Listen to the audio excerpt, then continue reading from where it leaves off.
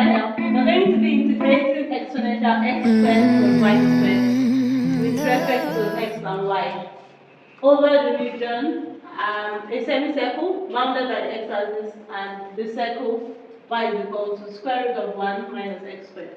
Alright, I want you to observe that if you try to integrate this in the Cartesian plane, there will be an issue. We have done double integral in Cartesian plane. We've done double integral in polar coordinates. Now we are going to be transforming a Cartesian coordinate double integral to a polar coordinate double integral.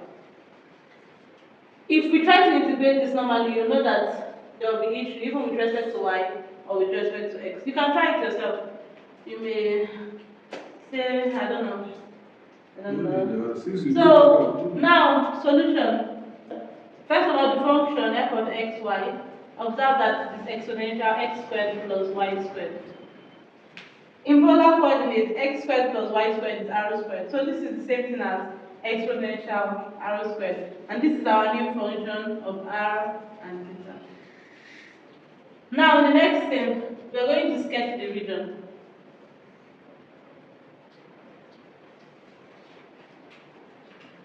I want to sketch the region y is equal to square root of 1 minus x squared. This is the same as y squared is equal to 1 minus x squared. This is the same thing as x squared plus y squared is equal to 1. And this is the same thing as r squared is equal to 1. And this is the same thing as r is equal to 1. Right? Yes. So I'm just going to sketch r is equal to 1. But we're asked to sketch it as a semicircle bounded by the x-axis. So this is a lower bound for whatever I'm drawing. So if I take this as 1, my r is 1, so this is 1 from here, 1 from here. Then the semicircle should look like this. And we are getting the area over this region. R is always positive. R is a positive number, so it's 1. Okay. I want to enter this. This is the center of the circle. Okay? So I'm going to enter from here. This is the starting point of R. Okay? So it's 0 and it comes out at 1 at every region here, right? Yes. Good. So we have that R is equal to 0 to R is equal to 1. You always start entering the region of R from where R starts from. That's the center of the circle. Be careful of this. Now for theta. Theta starts here and stops here. So we have that theta is equal to 0 to pi. This is 0, this is pi. So now we can integrate. So integrating, we have integral over the region of exponential x squared plus y squared, the y, the x, is equal to integral over, let theta be outside. So we have from 0 to pi, integral from 0 to 1.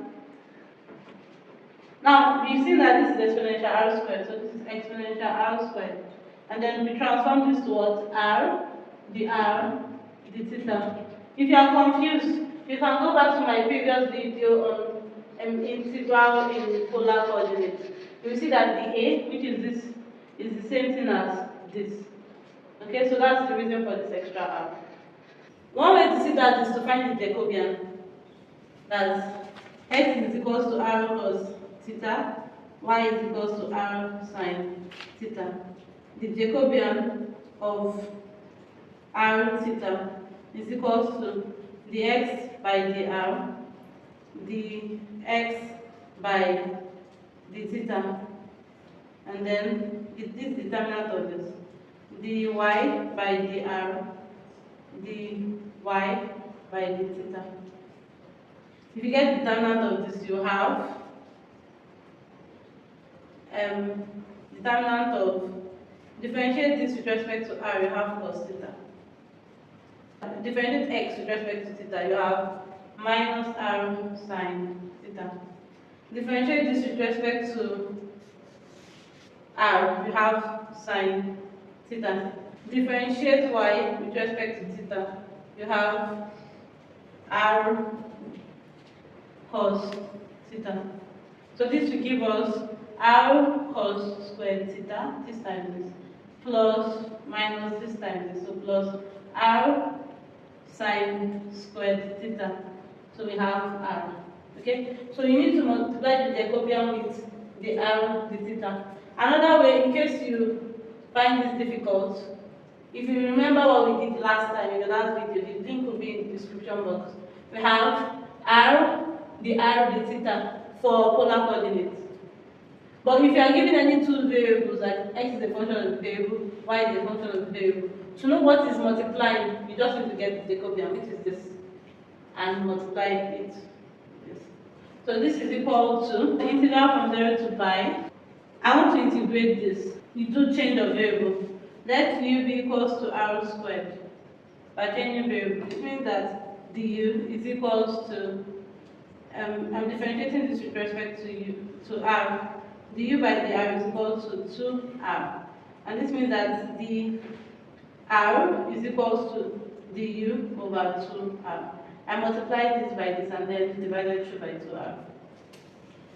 Now for the, anywhere I see the r, I'm going to change it to du over 2r. And anywhere I see r squared, I will change it to u.